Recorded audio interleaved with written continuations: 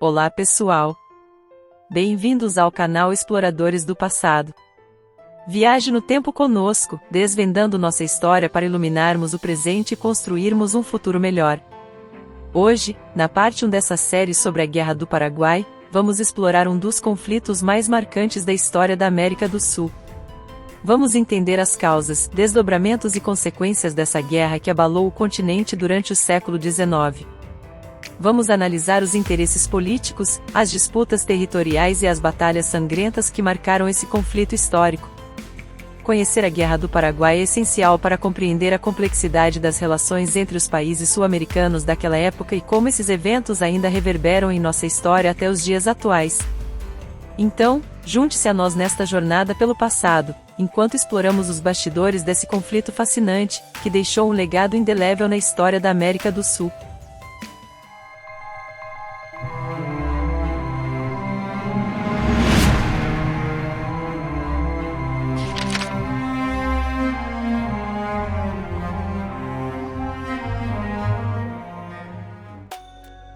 Para entender a Guerra do Paraguai, é fundamental conhecer o contexto histórico que a antecedeu. No século XIX, a região estava mergulhada em disputas territoriais e políticas. O Paraguai, sob o governo de Francisco Solano Lopes, buscava expandir suas fronteiras, enfrentando o Brasil, a Argentina e o Uruguai, que formavam a Tríplice Aliança. Após conquistarem a independência da Espanha, muitos países sul-americanos ainda enfrentavam desafios para consolidar suas fronteiras e estruturas políticas. As rivalidades regionais e a busca por hegemonia eram questões latentes naquela época, especialmente entre Brasil, Argentina e Uruguai, que formariam a poderosa Tríplice Aliança contra o Paraguai. Para compreender o cenário, é essencial conhecer o governo de Francisco Solano Lopes no Paraguai. Este líder carismático, determinado a expandir as fronteiras de seu país, adotou uma política externa agressiva, o que gerou tensões com nações vizinhas. As disputas territoriais e o controle das rotas comerciais fluviais foram fatores cruciais que desencadearam a guerra. A região do Rio da Prata e suas vias navegáveis eram de grande importância estratégica e econômica para todas as nações envolvidas, gerando uma corrida pelo controle dessas áreas. A diplomacia frágil e as alianças políticas instáveis também contribuíram para a eclosão do conflito. Interesses externos e disputas internas complicaram ainda mais as relações entre as nações, pavimentando o caminho para o confronto armado. Existem várias teorias sobre as origens da guerra. A visão tradicional enfatiza as políticas do presidente paraguaio Francisco Solano Lopes, que usou a Guerra do Uruguai como pretexto para obter o controle da bacia do Rio da Prata. Isso provocou uma reação das hegemonias regionais, Brasil e Argentina, que exerciam influência sobre as repúblicas muito menores do Uruguai e do Paraguai. Contudo, um dos fatores mais decisivos, e talvez o estopim que levou ao conflito armado, tenha sido um incidente diplomático envolvendo o navio brasileiro Marquês de Olinda. Frederico Carneiro de Campos, um militar do Corpo de Engenheiros do Exército Imperial Brasileiro, que já havia sido presidente da província da Paraíba, e deputado-geral pelo Rio de Janeiro, em 1864, foi indicado presidente da província do Mato Grosso pelo imperador Dom Pedro II. A fim de tomar posse do cargo, embarcou no navio mercante imperial Marquês de Olinda, seguindo o caminho normal daquela época até Mato Grosso, que consistia em seguir para o sul do Brasil até o Uruguai, entrar no estuário do Rio da Prata, e subir o Rio Paraná passando pelo Paraguai. Ao passar por Assunção foi recebido solenemente pelo presidente do Paraguai, Francisco Solano Lopes. Entretanto, depois de alguns dias, em 12 de novembro de 1864, quando estava no Rio Paraguai, foi aprisionado por soldados paraguaios juntamente com toda a tripulação e passageiros do navio Marquês de Olinda. Este ato foi realizado por ordem de Francisco Solano Lopes como represália pelas recentes ações políticos e militares do Império do Brasil contra o Uruguai. O Paraguai, desconfiando de possíveis intenções militares do Brasil, ordenou que o navio fosse apreendido e que sua tripulação fosse detida.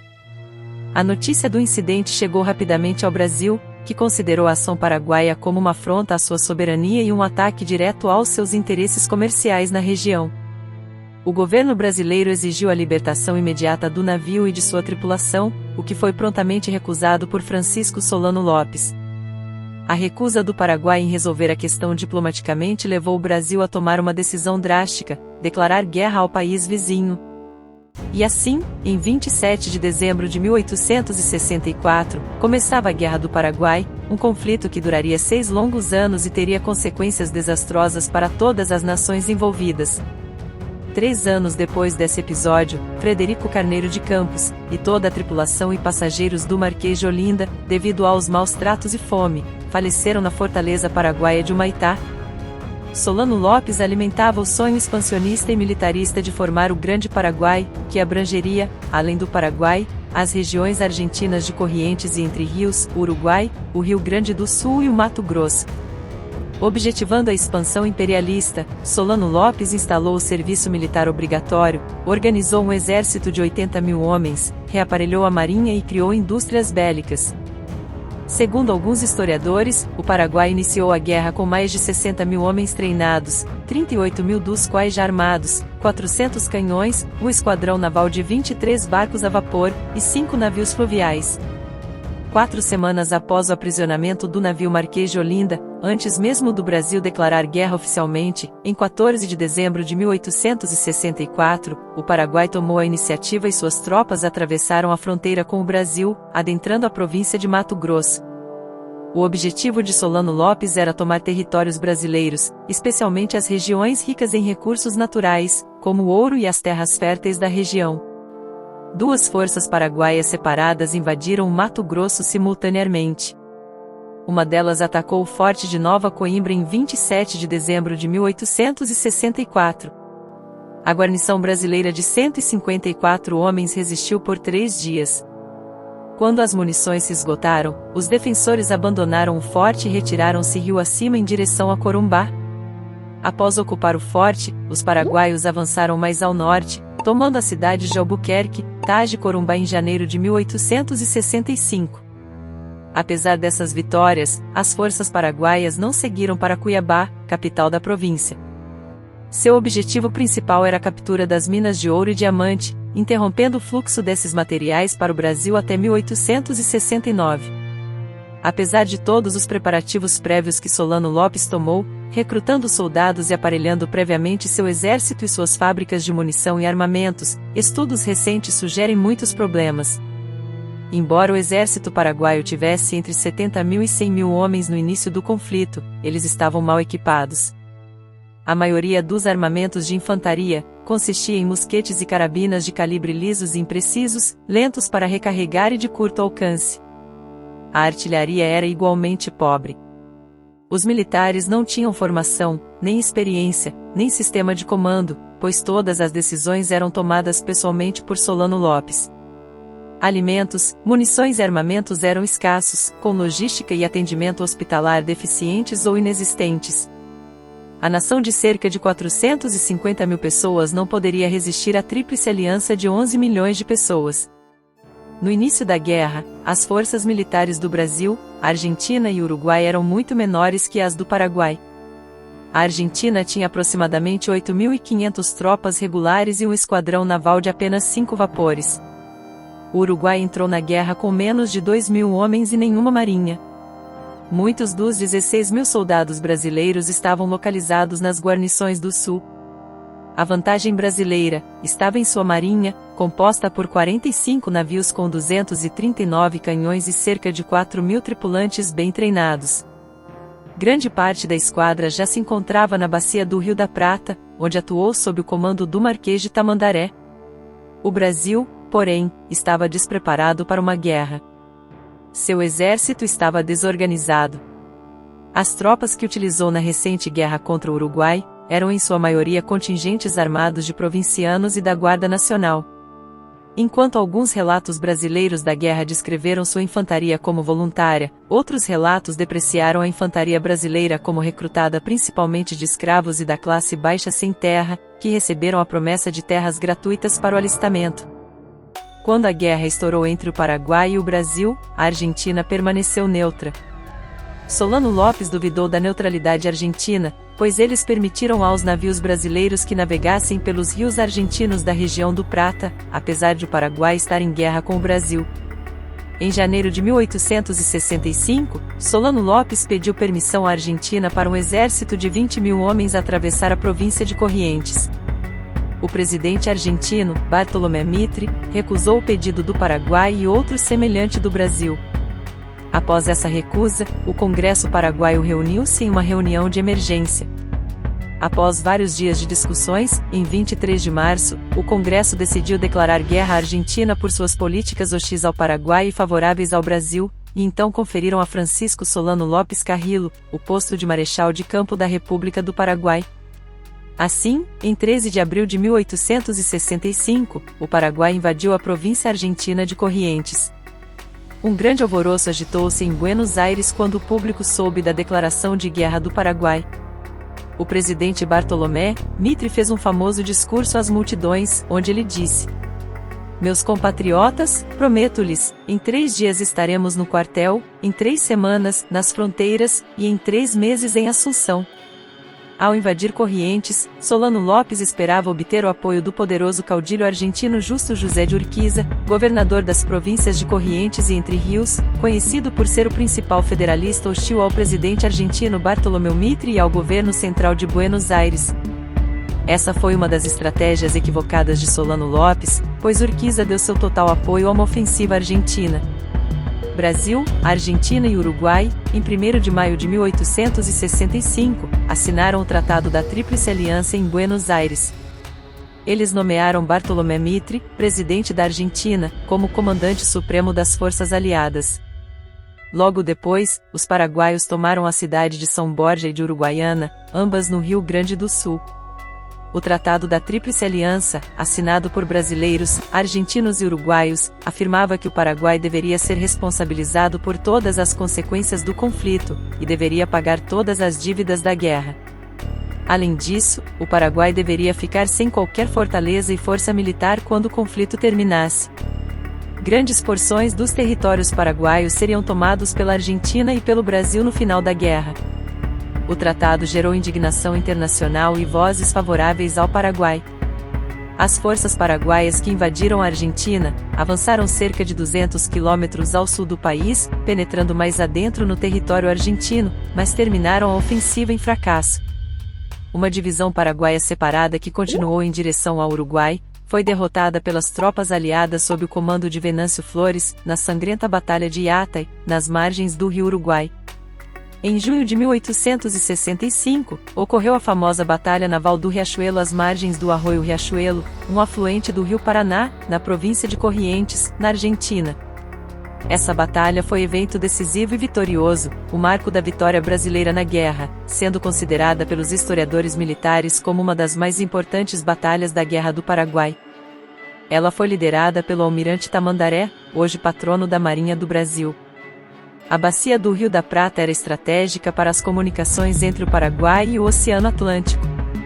O transporte de pessoas, animais e de mercadorias era feito pelos rios, uma vez que quase não havia estradas até a segunda metade do século XX. O país que controlasse a navegação de seus rios, mas principalmente a sua foz, controlaria o interior do território e a sua economia. O Paraguai não tinha uma saída direta para o mar, uma vez que a bacia estava em mãos da Argentina e do Uruguai. Por essa razão, as fortificações mais importantes do Paraguai tinham sido erguidas nas margens do baixo curso do rio Paraguai.